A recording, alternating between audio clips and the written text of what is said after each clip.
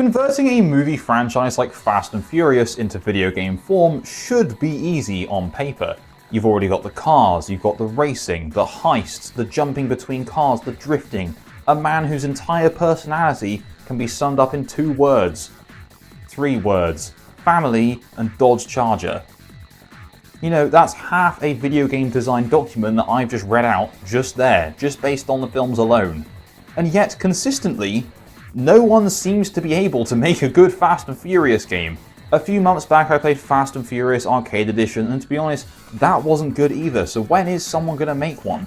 Welcome to the Worst Racing Games, the internet series where you guys suggest different racing games that you think are terrible, then I play them, review them, and rank them.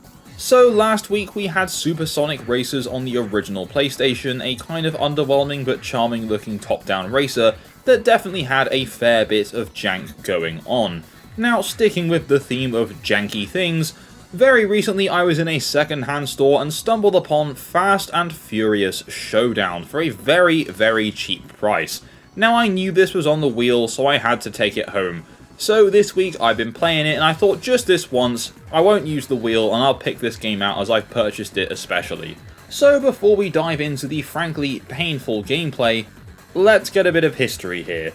So by 2013, Fast and Furious was arguably in like the perfect position for a proper video game. Fast 5 had taken the series from street racing films into enormous action movies involving cars, and Fast and Furious 6 was about to push things even further. So Activision decided to release Fast and Furious Showdown alongside the new film.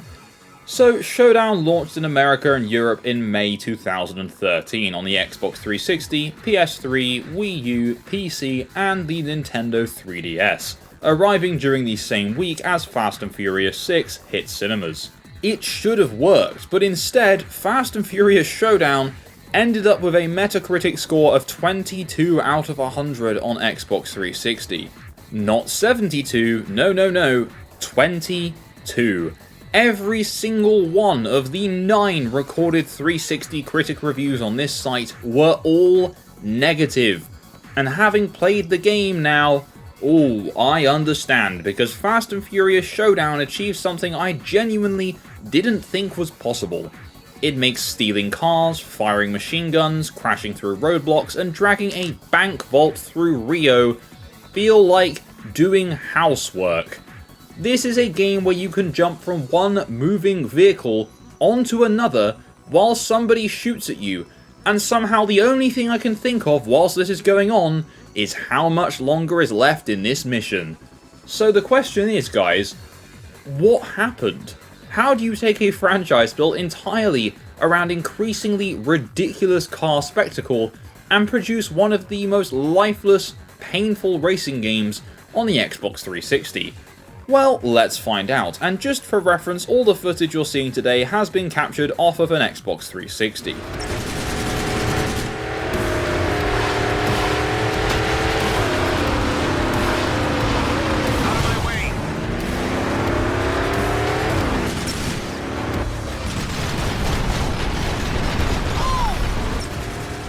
Alright, so Fast and Furious Showdown was developed by Firebrand Games, and despite how easy it would be to blame the entire thing on an inexperienced developer being handed a license they had no idea what to do with, Firebrand actually had plenty of racing game experience. The studio had previously worked on titles including NASCAR Unleashed, as well as the Wii and 3DS versions of Need for Speed The Run, and they'd also worked on various other DS racing games back in the day, including some from the Cars franchise, Trackmania, and even Grid. Did they always make great games? No, but usually they did at least an alright job. So the basic concept makes sense. Take a developer experienced with racing games, give them one of the biggest car-related film licenses in the entire world, and release the finished game alongside the next movie. Unfortunately, whatever happened during development, the finished product feels like it needed considerably more of almost everything. More time, more polish, more content, more testing, possibly more people asking, are we absolutely sure this steering is correct and finished? You get the gist. What I can say without speculating about the development schedule is that Showdown was clearly positioned as a companion to Fast and Furious 6. Its campaign was intended to connect the existing films with the upcoming 6th movie, while also recreating major moments from previous entries. The game is advertised as having 31 missions and 8 worldwide locations, with events involving racing, hijacking, and stealing cargo. And on paper that's actually pretty clever. Instead of just adapting one film, Showdown effectively becomes Fast and Furious Greatest Hits Edition. Or really, Greatest Hits if every song had been re-recorded by somebody's neighbour. You revisit familiar situations inspired by previous films, while a new framing story gradually introduces Owen Shaw's organisation ahead of Fast and Furious 6. That means Showdown can give you the vault chase from Fast 5 1 minute, and send you after Shaw's crew the next. On paper, this is exactly what I would want from a Fast and Furious game. Especially if we're basing it off the newer films. Just give me the stupid stuff immediately. Showdown does that, but the problem is that the stupid stuff just isn't very good. So before we dive into the gameplay, we must first stop off at the first place any player goes to when starting a game. The main menu, so let's head on over to Live Action Kledge. Okay, thank you VoiceOver Kledge. So welcome to the menu of Fast and Furious Showdown. Oh boy, I always get lumped with the boring parts of these videos. VoiceOver Kledge gets to have all the fun. This menu, it's got the Fast and Furious text, I can tell you that much. The rest of it is just very generic, black background, a couple of other colours. There's nothing exciting going on here, which pretty much sells you for what's coming for the rest of the game. You can talk about the cutscenes too. No way. I can do the cutscenes as well. So let's talk about the cutscenes. Oh man, these character models aren't good. They look terrible. This is a tie-in to Fast and Furious 6, and if you watch this and then Fast and Furious 6 straight after, I think that would be quite funny. The character models are not great, the animations are stiff, and overall, they just look super awkward. They've got that early 2010s charm to them, but I don't think that's necessarily a good thing. Anyway, yeah, that's a great first impression for this game, guys. This is going to be so much fun. Let's head back over to VoiceOver Kledge. So let's jump into the story, because obviously this has got to connect with the Fast and Furious movies. The story begins with Riley Hicks, who is a Fast and Furious 6 character, meeting Monica Fuentes. Riley is due to work with Luke Hobbs, aka Dwayne Johnson, and wants information about what he's been investigating, so Monica starts recounting a series of events involving various characters from the Fast films and Owen Shaw's crew. This framing device eventually leads into the events surrounding Fast 6, while earlier missions recreate moments including the Fast 5 vault robbery. And if, like me, you're a fan of the franchise, you might be thinking, hang on a sec, why is Monica Fuentes suddenly narrating the entire Fast franchise? Well, just don't worry about it, the game certainly doesn't. It's mostly an excuse to jump between different characters, countries, and time periods without having to connect everything particularly elegantly. One mission has Brian and Tej, another has Han, another involves Letty, and then Owen Shaw appears. Then we're somewhere else, then somebody says something about Dwayne Johnson, then another loading screen appears. It's less like being told a story and more like somebody describing all of the Fast and Furious films after watching all of them simultaneously. One of the strangest things about it though is the cast. Showdown did actually get some actors from the films. Luke Evans voices Owen Shaw, Sung Kang returns as Han, but plenty of other major characters are performed by replacement actors. Brian, Letty, Tej, and Monica are all replaced by different voice actors. And the voice credits also make one particularly notable omission obvious. Dominic Toretto is not here. A Fast and Furious game released alongside Fast and Furious 6 without Dominic Toretto.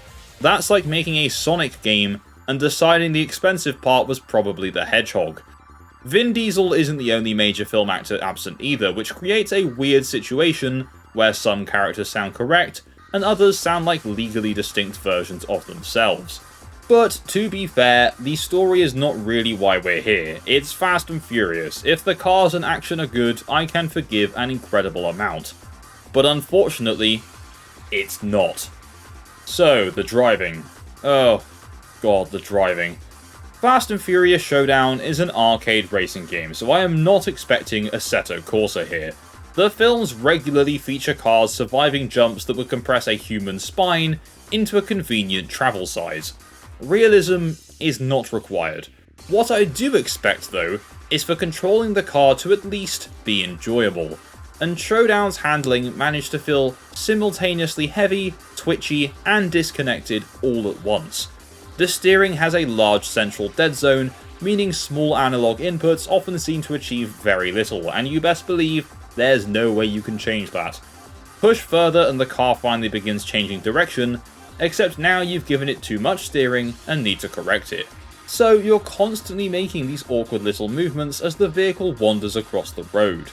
Drifting though, oh guys, that's so much worse. Some missions actively expect you to drift. I mean, there's a dedicated drift battle later in the campaign. Yet initiating and maintaining a slide is like the worst thing I've ever experienced in a racing game like this. You have to negotiate a big deal with the car to get it to do anything. Sometimes the back rotates nicely, if you're really lucky. Sometimes nothing happens for like 10 minutes while you're holding the drift button. And then sometimes the car just turns sideways suddenly with the enthusiasm of somebody pulling a handbrake during their driving test. And sometimes you appear to finish drifting simply because Showdown has decided you've had enough. There's very little elegance to any of it. A good arcade racing game makes exaggerated handling predictable. Take Ridge Racer. Its drifting is obviously ridiculous, but once you understand the rules, the car just kind of does what you expect. Burnout is ridiculous. Need for Speed is ridiculous. Mario Kart allows a plumber to drift a small vehicle around a rainbow road while being attacked by a sentient turtle shell. These games understand that believable physics are optional. However, consistent physics are not optional, and Showdown feels inconsistent, and that is bad, because every race becomes a constant argument between what you wanted to do and what the car believes you meant. I'm realising this video is probably going to go on for a while, but Fast and Furious is like a passion subject of mine, and the fact that this game is really, truly this bad after I've not played it ever is really annoying me.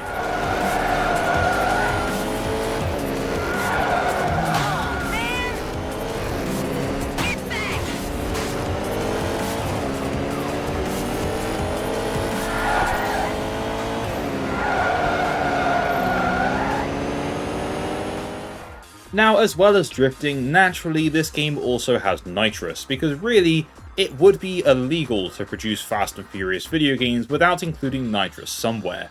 You build boost through aggressive driving, including drifting, drafting, and travelling dangerously into oncoming traffic, which sounds great, but then you actually use it.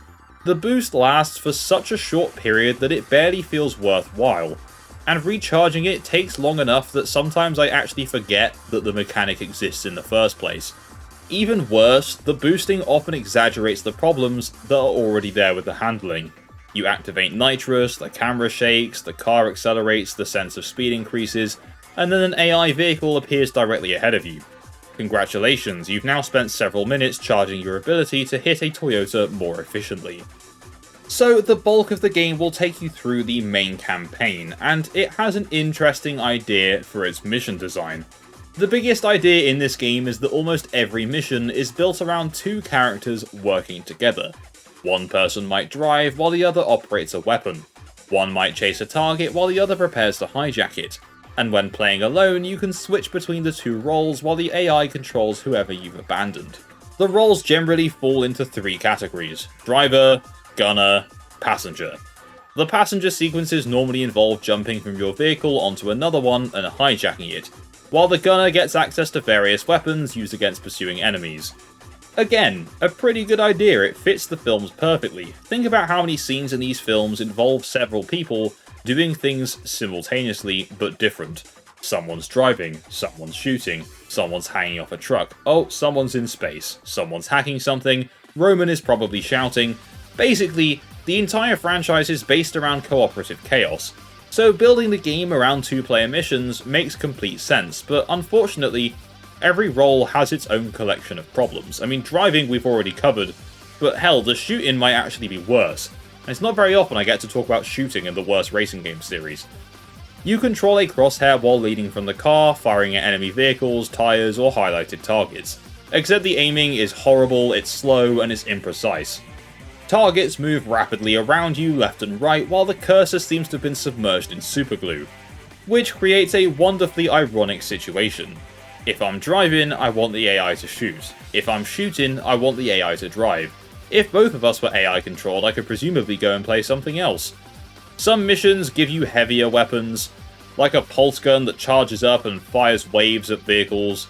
There's even a mission involving a grapple gun that you use to pull down communication towers, which sounds fantastic, but let me assure you, it isn't.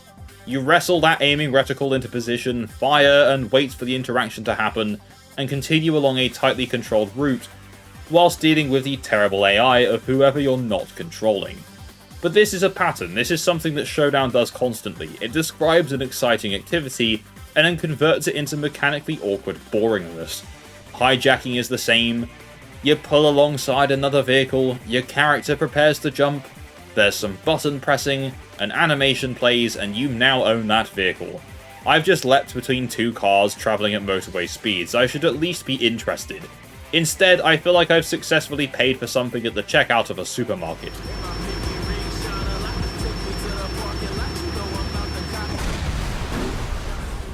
Then there's the flip car. The game actually opens with this, which was pretty cool. If you've seen Fast and Furious 6 or played GTA Online, you'll recognise Shaw's wedge-shaped vehicle designed to get underneath other cars and launch them into the air. Showdown gives it to you immediately, and for approximately 30 seconds to maybe a minute, I was wondering whether everyone had been a bit too harsh. Because driving underneath traffic and throwing cars through the air is stupid, but it's very enjoyable stupid.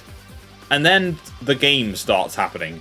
Vehicles bounce unpredictably, objects launched into the air, collisions behave strangely, and you realise the opening mission is effectively Showdown placing its physics engine on stage under a spotlight and asking it to perform a solo. It is spectacular, don't get me wrong, just possibly not for the intended reasons.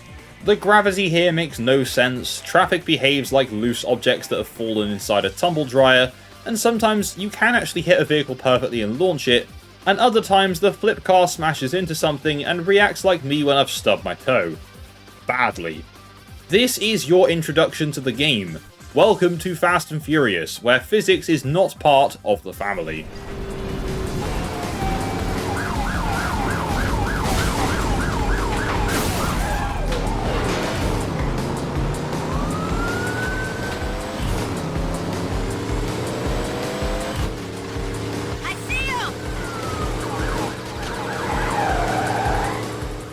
Annoyingly, your AI partner isn't particularly reliable either, and this becomes important because the entire campaign is designed around having two people performing different jobs.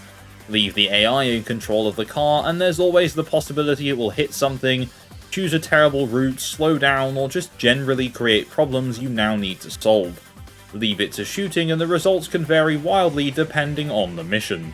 Sometimes the AI gunner can actually be much more effective than manually aiming, but sometimes they can also be completely useless, and there doesn't really appear to be an in-between. The AI in this game has the same consistency of the game's handling. None. The useful part at least is that usually you can swap positions, so if the AI partner isn't coping with that role, you can take control yourself and hope they're less destructive somewhere else. This occasionally makes missions feel almost strategic. In certain missions, I found myself thinking, right, the computer is better at shooting here, so I'll drive. That's actually interesting, but the issue is you're not really choosing between two enjoyable roles, you're choosing which problem you'd personally like to take responsibility for. Would Sir prefer the dreadful steering, or perhaps the terrible aiming? Either way, you're kinda screwed. And despite everything being mechanically basic, Showdown can become surprisingly difficult. Not consistently difficult, randomly difficult. Many campaign missions are extremely short, often only several minutes long, but the difficulty can suddenly spike and force repeated attempts. Sometimes you'll clear an event immediately, and then the next mission suddenly demands almost perfect performance. A collision can cost too much time, a target gets away, or, realistically, the AI makes a mistake, or even the car takes too much damage, and well, time to restart, and because individual levels aren't really interesting whatsoever, replaying them becomes tedious very quickly. Difficulty is brilliant when a game makes me think, oh, I know I can do this better, I'm just being stupid. Showdown makes me think, wow, I hope the game behaves differently next time.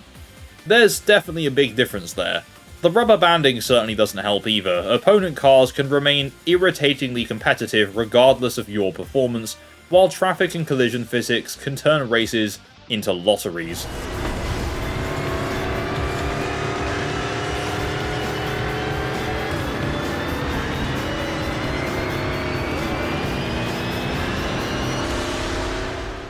On the plus side, Showdown does at least include a selection of cars inspired by the films, and there is a basic customization system.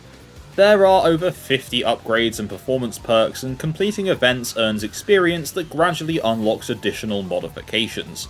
These modifications can affect things like speed and other performance characteristics, and you're able to equip several before the events. Some of them can alter the shooting as well, including unlimited ammo and better aim assist, but don't imagine a level of Need for Speed Underground modding here. You're not spending 20 minutes building the perfect Fast and Furious tribute car. You generally use the vehicle associated with the character and mission, and then install up to 3 modifications that don't actually affect the visuals of the car. You can change the paint, and you can change the rims, but that's kind of it. But hey, that progression system does at least provide a reason to continue. Gain XP, unlock modifications, improve cars and make your experience slightly less miserable, unlock more challenge events. It's a recognizable structure, but the upgrades never create the excitement you would expect from a franchise so heavily associated with modifying cars. This should have been one of the easiest wins imaginable. Give me cars from the films, let me customize them, let me build my own, have ridiculous visual upgrades, and give me an enormous garage. Instead, Showdown offers a menu full of really rubbish modifiers. Fast and Furious without car customization is like cooking mama without food. I mean, it's technically possible, but, like, why? Now, in terms of its visuals, Fast and Furious Showdown would have looked dated even if it came out before 2013. On the 360 version, the character models, as I noted earlier, are very basic, the environments are very sparse, and vehicle models lack the detail you'd expect from a racing game released this late in the console's life. Remember what else already existed by this point. Forza Motorsport 4 was 2 years old. The newer version of Need for Speed Most Wanted had arrived the previous year, and Grid 2 released literal days after Showdown. And then Showdown arrives looking like somebody has accidentally put an early Xbox Live Arcade prototype onto a disc. The cars themselves are at least identifiable, you can usually tell what you're supposed to be driving, but materials look flat, lighting is basic, damage modelling is at least okay, to be fair, the explosions lack impact, and as I say, the human characters look horrible. Normally in a fast film, a dramatic cutscene means I'm looking at expensive actors standing next to expensive cars while something expensive explodes behind them. In Showdown, everyone looks as if they've arrived several minutes before the textures have loaded. And naturally, the sound design doesn't really save it either. Engine audio lacks the aggression that you'd expect from this game. Weapons certainly don't have enough impact. Music plays throughout much of the game, leading into the hip-hop and electronic material that's from the films, but nothing creates the kind of atmosphere associated with those films. I'm surprised they didn't just use the licensed music they already had from the movies, because at least that's actually good. And then there's the dialogue. As I mentioned earlier, some actual actors return, which definitely makes the replacements much more obvious. But hey, it is what it is. The voice acting in this game is nowhere near the worst part of it. In fact, it's probably one of the better things. Before we get to the reviews and ranking, I should probably also mention that this game obviously does have local co-op. It doesn't have online racing or anything, but yeah, 2-player local co-op. I mean, hell, the game feels like it was built around it. However, sadly, I couldn't test that, so I was just stuck with the terrible AI. It does have some online functionality, but it's just limited to leaderboards, and seeing as the servers shut down a long time ago, you can't even access those leaderboards anyway. But hey, I feel like if you played this through with a friend, it would probably be 100 times more entertaining. I mean, it would still be horrible, but at least you'd have someone to laugh at it with.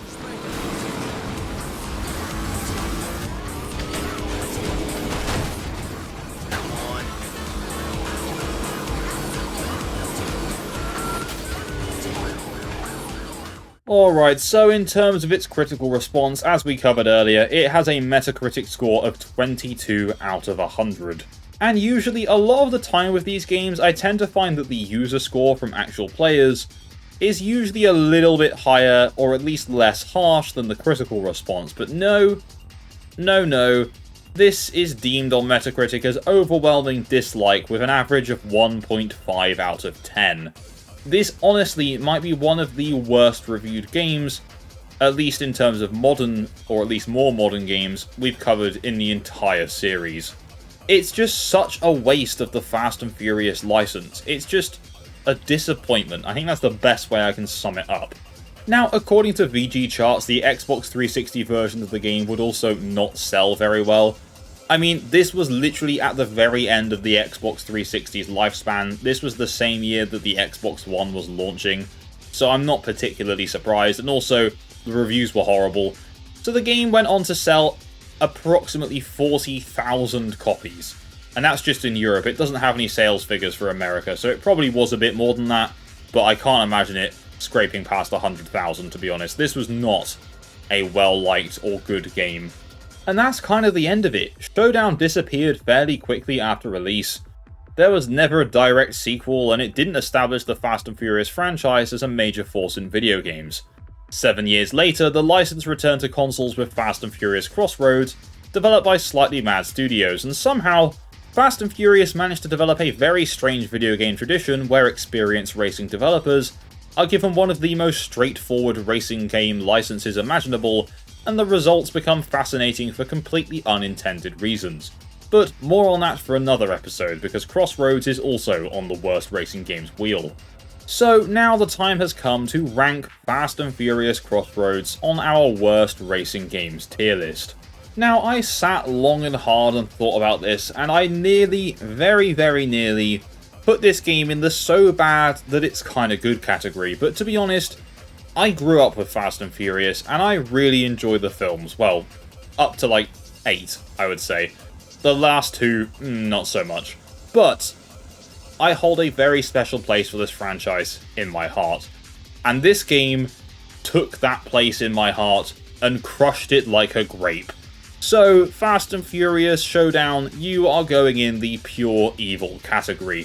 For years and years, I've always wondered, is this game as bad as people say it is? And by God, somehow, it was actually worse. So that brings us to the end of our look at Fast and Furious Showdown for the Xbox 360. And with it, this week's episode of Worst Racing Games. So let me know in the comments down below, what do you think of this game? And what do you think of the films? And are you ever going to play the game? Hopefully you don't. And as always, if you have a suggestion for a game you want to see in this series, put that in the comments down below as well. If you enjoyed this video, please don't forget to leave a like, and if you haven't done so already, subscribe and tap that bell for notifications to stay up to date with my future uploads. A massive shout out to my Patreon subscribers for the continued support, you guys are awesome, and all I really have left to say is thank you, and goodbye.